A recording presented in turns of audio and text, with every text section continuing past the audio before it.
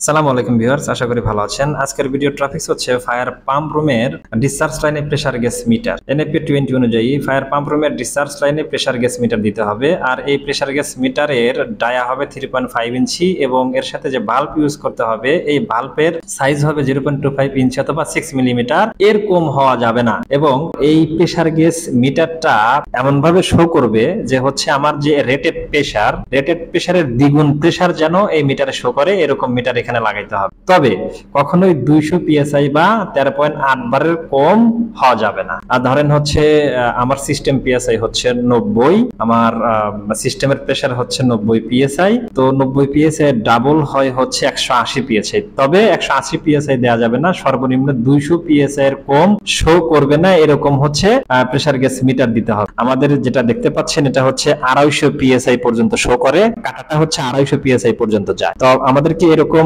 Metre লাগাইতে হবে যে তার কাটাটা যেন 200 পিএসআই পর্যন্ত যাইতে পারে, প্রেসারটা 200 পিএসআই পর্যন্ত দেখাইতে পারে।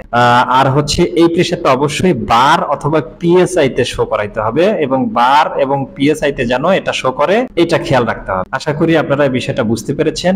আর এই গাইডলাইনটা আপনারা হচ্ছে এনএপি 22 চ্যাপ্টার 4 এবং সেকশন হচ্ছে 4.12.1.1, 1.2, 1.3 তে পেয়ে যাবেন। Thank you.